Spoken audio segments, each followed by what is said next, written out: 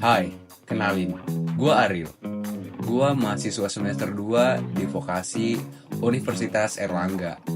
Dan di sini gua mau bagi-bagi pengalaman buruk gua akibat ya gua sendiri sih. Ya kalian yang nonton jangan sampai kayak gua deh. Sebelumnya kalian mesti tahu orang-orang di sekitaran gua. Bro gua nih, si Arman, partner mabar ML sama gua. Untungnya sih Bu Alia nggak pernah tahu ya. Maaf ya Bu. Si Sherly nih, dia anak yang ambis. Dia paling care sama temen-temennya. Baiklah anaknya. Terakhir nih, si dua iblis. Terus gua dari Orok sampai sekarang. Yola sama Vina. Ya masih untung sih ada temen. Walaupun mereka ngeselin, tapi gue tahu kok mereka nggak benci gue. Nah, balik ke waktu sekarang. Seperti yang dilihat, gue mau masuk kelas. Hari ini kelas siang, jadi ya gue santai aja lah. Tapi lu pada tahu nggak? Gue kesiangan, ternyata gue terlalu santai. Aduh, gimana dong? Kenal lagi deh gue.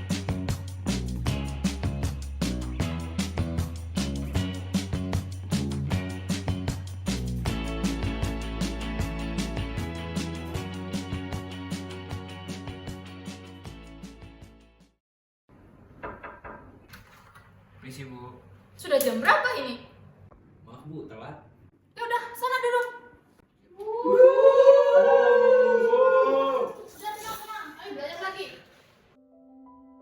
Capek ya. Tugas belum selesai. Deadline numpuk. Kadang makan aja lupa. Tidur juga sering gak nyenyak. Habisnya pala gak bener-bener istirahat. Kadang mikir sih, kenapa sih seharus serumit ini? Tapi ya, ini jalan yang gue pilih. Mungkin harinya berat, tapi gak apa-apa capek. Yang penting jangan nyerah, pelan-pelan aja. Yang penting jalan.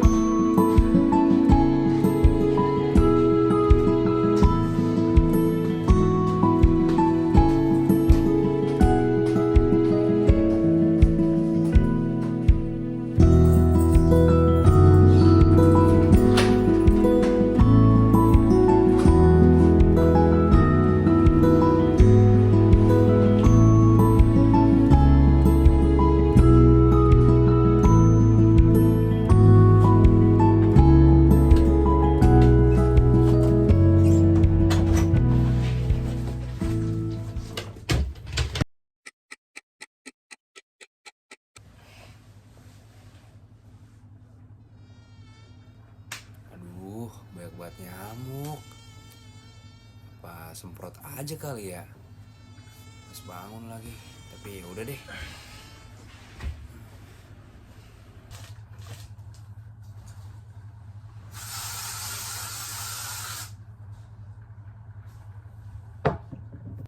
Nah, sekarang kan udah gak banyak nyamuk.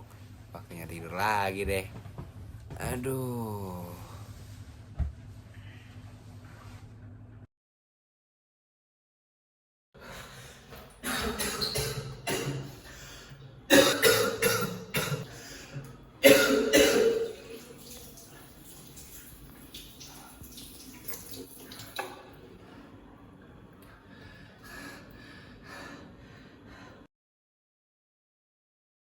Aduh, gimana sih ini? Laporan tuh kok nggak selesai sih perasaan? Kamu kenapa ya? Ini loh laporan biokimia aku. Dasar teorinya tuh nggak jelas. Terus pembahasannya juga aku nggak tahu harus nulis apa. Coba deh. Coba lihat.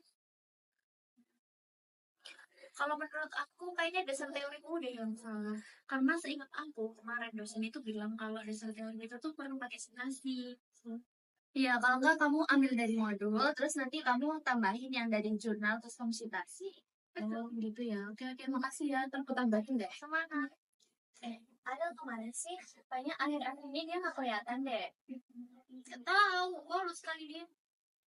Masa iya dia bolos?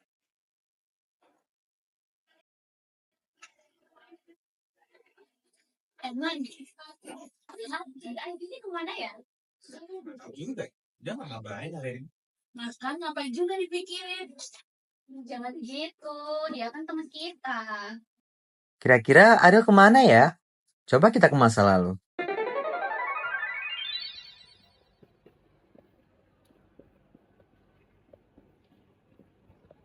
Mungkin dari adik-adik di sini ada yang tahu gejala akibat paparan insektisida? Saya Bu, mual dan muntah. Oke, betul. Jadi gejalanya itu ada mual, muntah, dan lain-lainnya. Untuk dampaknya sendiri itu ada juga bahkan bisa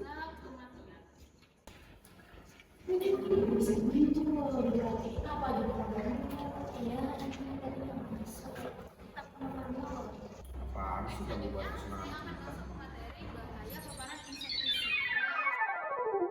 Nah, kalian sekarang ngerti kan apa yang harusnya nggak kalian lakuin? Setelah lihat cerita tadi, aku jadi penasaran deh. Kenapa ya Adel bisa sakit? Biar gak makin penasaran, yuk kita simak penjelasan berikut ini. Pernafasan manusia dilengkapi oleh sel yang bernama sel epitel. Sel ini bertujuan untuk menyaring partikel asing yang ikut terhirup oleh hidung. Namun, jika partikel yang terhirup adalah bahan kimia, maka sel epitel akan rusak. Hal tersebut menyebabkan bahan kimia menyebar ke seluruh tubuh melalui sel-sel kulit. Selanjutnya, bahan kimia akan menyerang organ spesifik seperti paru-paru. Akibatnya, sistem pernafasan akan mengalami komplikasi seperti sakit, sesak nafas, dan juga batuk. Reaksi dengan reseptor dan enzim. Paparan insektisida seperti karbamat dan organofosfat dapat mengganggu sistem syaraf dan pernafasan melalui penghambatan enzim asetilkolinesterase.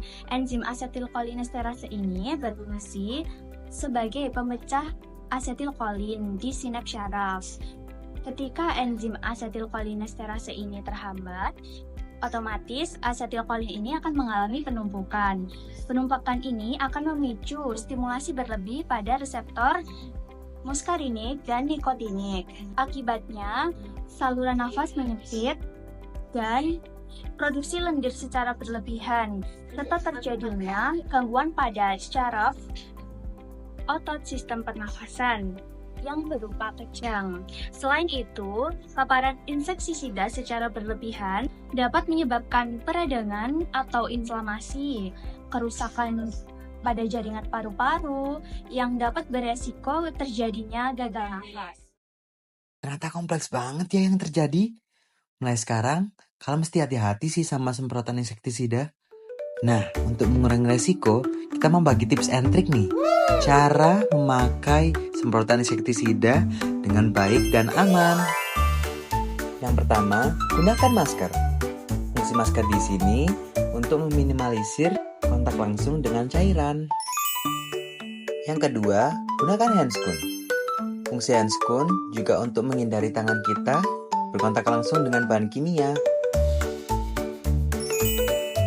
Pastikan handscoon kalian rapat dan juga tidak berlubang ya teman-teman. Nah, kalau udah, berarti kalian udah siap nih nyemprotin semprotan insektisida. Jangan kayak gini ya teman-teman.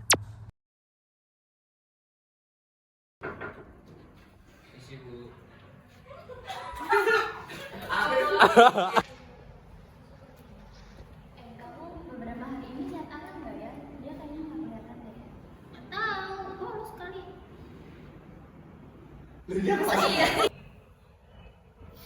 Man, kabar yuk.